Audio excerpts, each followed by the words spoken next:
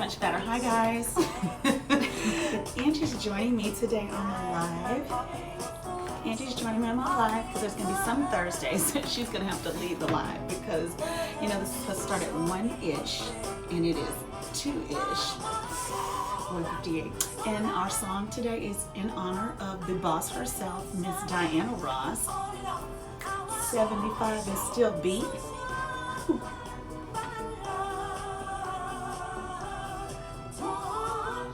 Number one move. Okay, we're gonna bring it down. I think we've gotten enough people on to get me hyped and excited. Can you believe it's the end of March? It is the end of the month. Next week, this time, this is April Fool's Day. Is that Monday or Tuesday? Soon. Monday. Monday is April Fool's Day. Don't let it make a fool out of you, honey. I am super duper excited. Super duper uber excited. Had an amazing week. We had it's a rock star week this week. We did a workshop. Angie's been wheeling and dealing. She's been on set and all her stuff. She's busy boots. So we had to come in today to do our live, follow up with some clients. And Angie and I've worked together for, is this our 14th year? Will we be 15 years this year? It'll be 15 years. It'll be 15 years in October. Who knew? We've lasted longer than our marriages, so clearly we're not the problem around here. Oh, good. But she thinks I'm bat crap crazy, and oftentimes she's right. But in working with someone as close as we work in the same office, I think she has separation anxiety because she had an opportunity to change offices for me several times and she won't move. So clearly she likes all this crazy. It's a wild and crazy ride all the time. All the time. But one of the things that if you are working with clients, and Angie's a licensed agent as well. So Angie does all of our contracts and back office, and she keeps me dumb so I don't know how to upload anything. It's all smoke and mirrors, like, oh no, this doesn't work. Oh, master plan. I've got it. Oh, okay. How do I upload this document? No, I don't get to do those things. I don't get to do those things. So it's hard to do. Yeah, she makes it much harder. So if anyone out there wants to come and train me, please do so on how to upload documents. Don't. He said, don't waste It's your too time. hard. It's too hard. But ours live today is about truth and transparency in the home buying process. And Angie has worked with me for almost 15 years. And some of the questions I ask, even on her face, she would be like, oh my God, I can't believe you're asking that. But there's a reason, right? There's a reason. There's a reason. Yes, it is. Okay, so let's talk about a couple of stories that we've had just in our own. We've been licensed agents for almost 18 years. Is this your 18th year, 19th year? Yeah, so I've been licensed since 2001. So there's not one story, one situation that you can tell me that I'm going to be like, oh, okay, no, I need to see those documents. I need to see those documents, and you're going to have to sign some documents. And that's because if I represent you as a seller's agent or buyer's agent, we are now in relationship, and we have contracts that we have to sign to protect you so that I can represent you. And we've had scenarios where we are in a transaction and clients do not respect the process. And when you don't understand that this process is for your protection and for mine, I can't represent you in a transaction and not know what your credit score is. I can't do anything to help you if I don't know your business. That's basically what it is. So I'm gonna get all up in your business so I can help you. It is no benefit to you whatsoever for you to tell me that you have a 680 credit score, but you don't want anybody to pull your credit and you wanna go look at houses. What are we gonna do with that?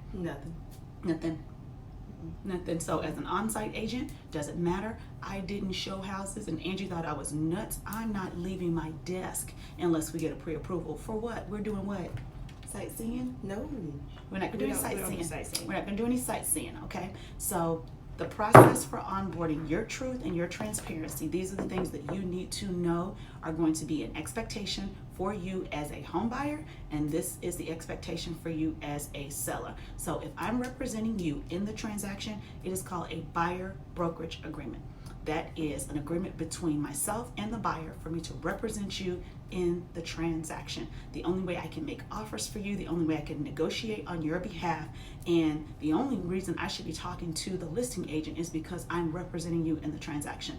That is our contract. The transparency is before I take you out to look at any property, we're going to do what? Get pre-approved. And why are we going to get pre-approved? So that we'll know what we're looking at, how much house we can afford. How many times have we seen someone who makes a lot of money and can't qualify for anything? Lots of times. More often than not. Yeah. So we just had a young lady who called me and she said, how much do I need to make to qualify for X amount of house? And I said, it's not how much money you make, it's how much debt you have. Correct. It's how you do your taxes. So if you're a 1099 or a W-2, we're talking about two different things. That's two different ways that we are dealing with this money. So the buyer brokerage agreement allows me to represent you in the transaction. That's our contract. We are now in relationship. I don't get paid until you close. We're like this. Snake is big and red. Me and you, So, baby. I have a question here. Uh-huh. Do some people not like contracts or something? I've never heard of anyone not signing the contract. Oh yeah, people don't like contracts because people are very unsure. You'd be surprised how many buyers I've worked with throughout the years that are still looking at houses and we're under contract.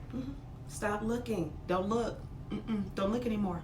Well, I saw such and such on such and such did such and such. Doesn't matter. You're under contract now. And by you being under contract, you cannot break that contract. So in a buyer brokerage agreement, a lot of times people don't want to sign a contract with the agent because they don't want to be married to an agent. Well, if you have an agent that's going to drive you around the city and let you sightsee with them and then go walk into some subdivision and sign a contract with somebody else, I'd be questioning their abilities. Why? Because if they can't hold you to an agreement, how are they going to hold the seller to an agreement when he makes an agreement with you?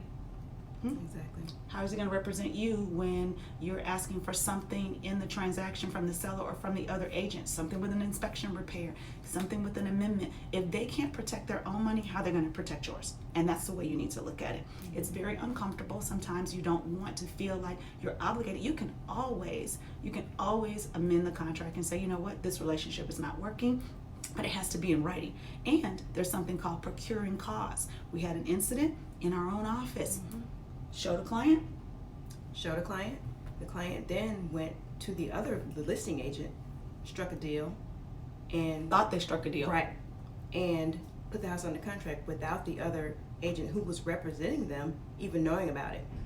So now that buyer owes that agent A commission. a commission. Yeah, they owe the commission. The commission is still earned. Our commission is earned when we bring a ready, willing, and able buyer. Correct. So as an agent, if I put you under a buyer brokerage agreement and I show you the house, that means that I am the procuring cause in this transaction. You can go sign a contract with whomever you want. The listing agent has to split the commission with the other agent. Guess who owes the commission now? You, the buyer. Yep. In the state of Georgia, it is cut and dry. You're going to have to run me my commission. Doesn't matter. So it is not to your benefit to go around the process. You can't strike a deal to cut the agent out. Right. The listing agent is under contract with the seller. So if they take X amount of dollars off the price of the house, they're still getting their commission. You don't pay an agent in a transaction. The seller pays the agent in the transaction. And that's spelled out in your buyer brokerage agreement. Let's talk about last week we had a buyer brokerage agreement and they didn't understand why there wasn't going to be an additional commission they were going to have to pay. And which one? The one with the 1%. The lease purchase.